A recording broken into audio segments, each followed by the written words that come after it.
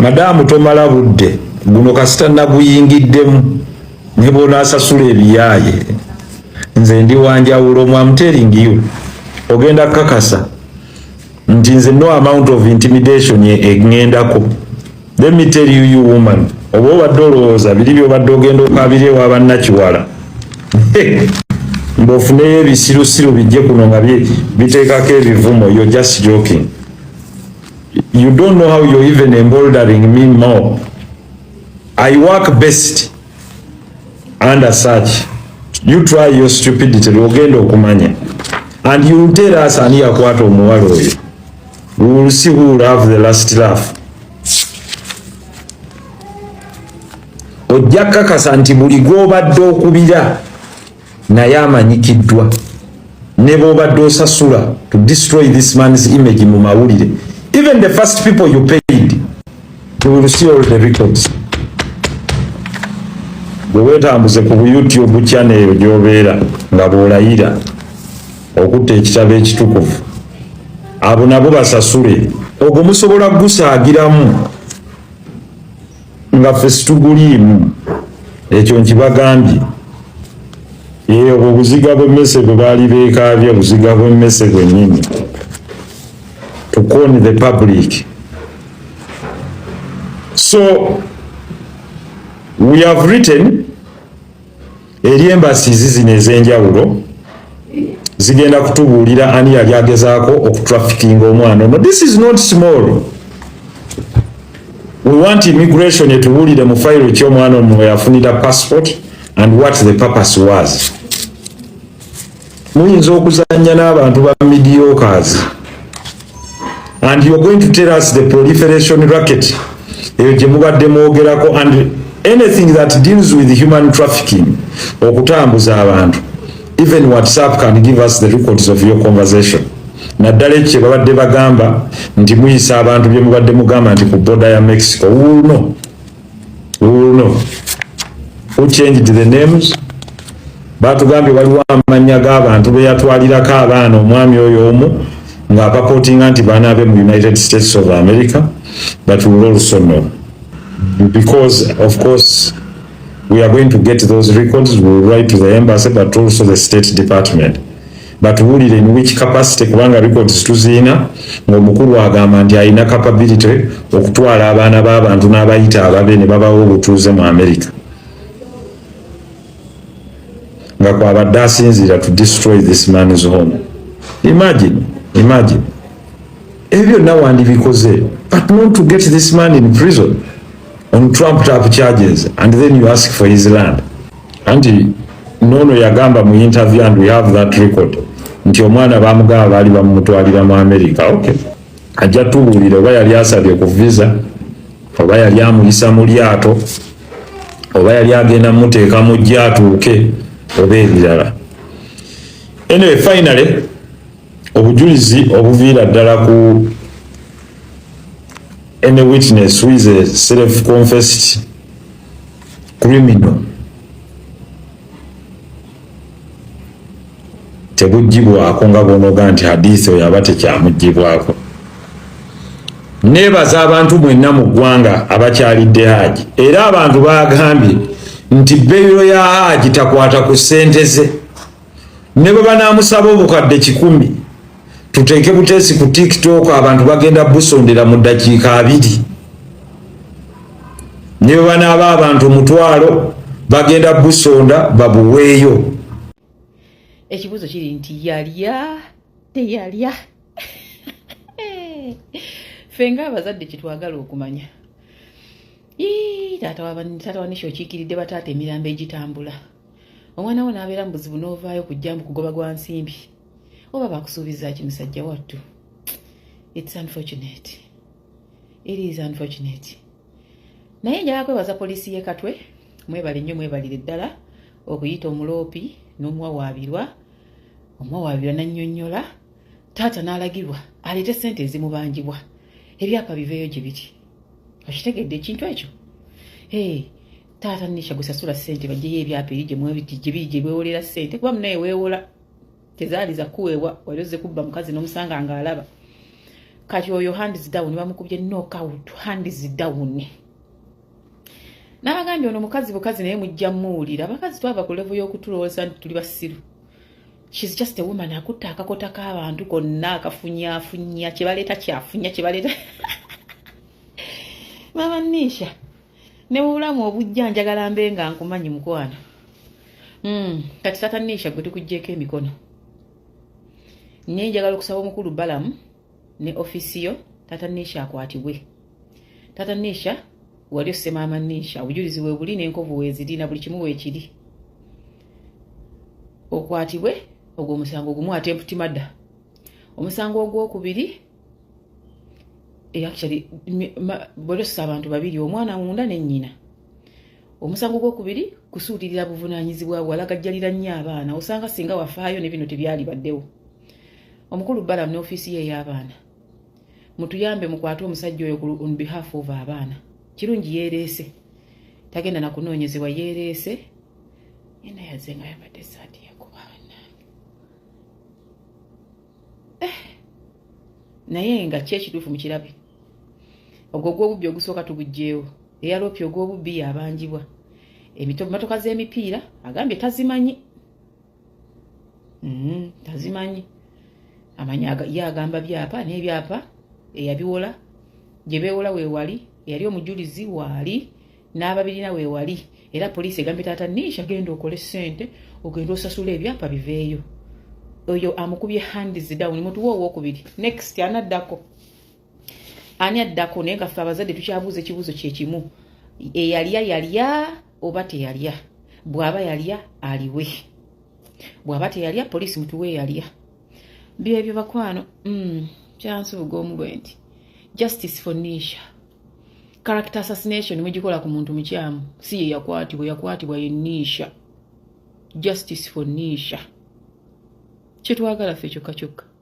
Character assassination mugikola ku muntu mukyamu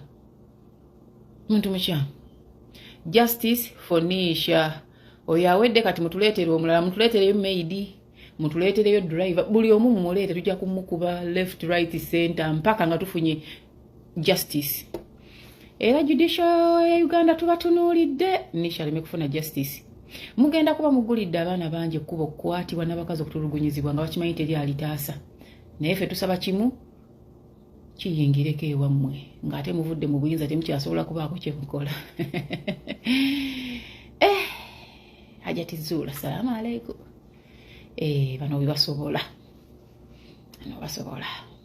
Waayo Tata Nisha atulabyeko nnyo 15 minutes femu yeeweddeko batuwa omulala. Abantu lwaki bakozesa justice system ne bajja abusing.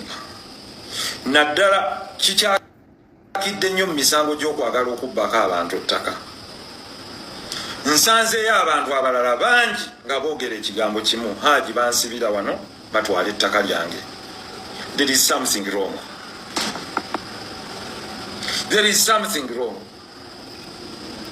Abantu abaagala okutwala ettaka ly'omuntu naddala nga kkalu bagenda ne bakwata omuntu oyo ne bamuteeka mu kkomera ne bagenda nga bazimba ku ttaka lye nga tekuli abalemesa ne bamala ne beefuula basikoota. Ekirala, and what I wanted to ascertain eggulo is when were the names changed. Namugambuuzizza nti mwali mukozeeko divorce nti ngenda okukomawo okuva e Sudan mu Gwomukaaga ng'omukyala amannya agakyusizza era nga ngamba siina kyenjagala njagala kimu bintu obiteekemu muti wabituguza n'omusiguze.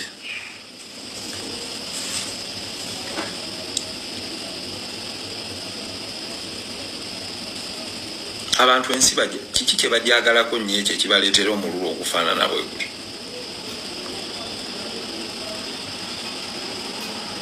Abantu abali kuno mwenna sisingira ku influencinga muntu yenna kyovula basigenze mu merits za musango.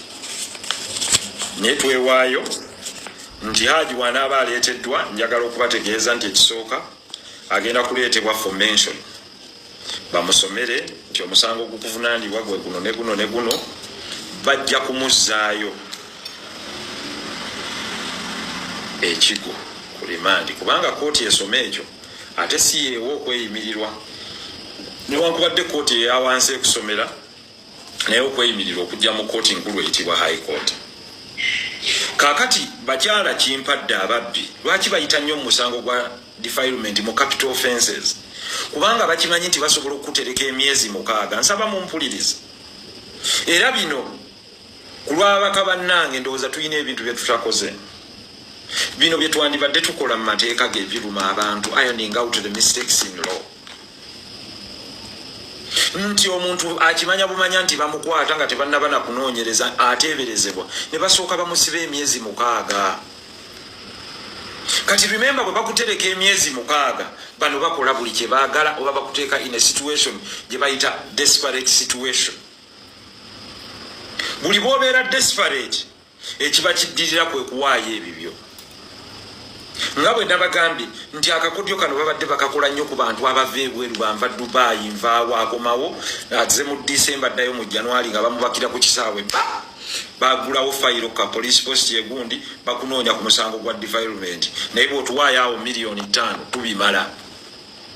Njagala okugamba atumyani alina omuntu gwatumye asimbadde njagala kera kumaja okuwulira yonna biki ebibaddewo.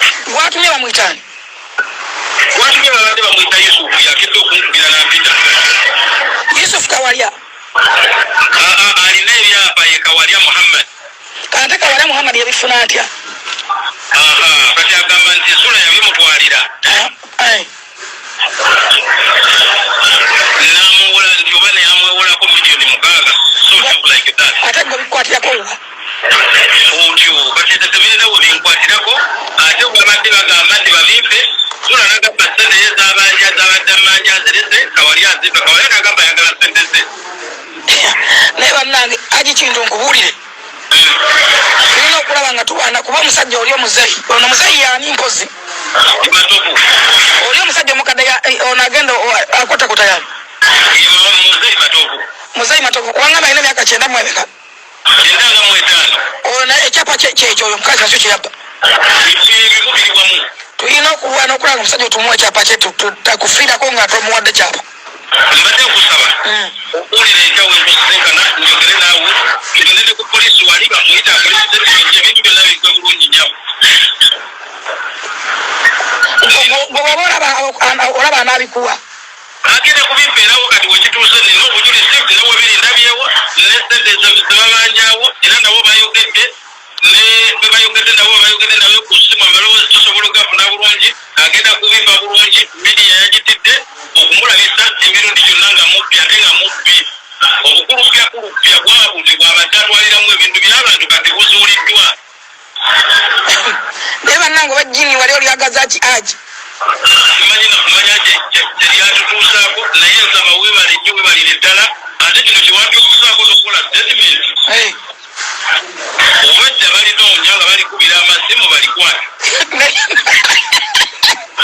nerikola litya abadde ali mu kukaaba masiga nesente zonna zonna najjako oli nasigala nga ebyapa byonna ebya miliyoni abibanjako miliyoni 6 ate era ezitaliiyo sente ze yali yakulindira limbira nti omubanja zonna azigjeeko zonna azigjeeko. naye Hajji Kintu olina ekitiibwa kyo kyokumanira gaseyo omukazi yakuswaza nnyo mawulire mbu wali mwavuye yali akuwola mbu oli basiwamubba njagala oveeyo oyogere mu mawulire sitole entuufu nja kuwa abantu abatuufu ng'oli Mutebi ne Nuruddin mutuule mwogere naawe oba sayidi yo omwana wo wawulizaako waali omwana bangamba nti aliwa minisita yamusigaza bituufu ekyo kituufu kankuya minisita ndabe kuba nange gyenamuleka mpozi wagambe omwana Nisha alina emyaka emeka mbadde nsaba Nisha emyaka emituufu gyemeka njagala nakunkolera bintu bino nyabo etaata njagala kufuna lunaku lwe baŋŋambye netegeekoke bulungi bampandikire ebbaluwa yange ngende miitingi minisita nange njogere naye mpeyo ensonga zange bantu baleme kubeera nga babuusabuusa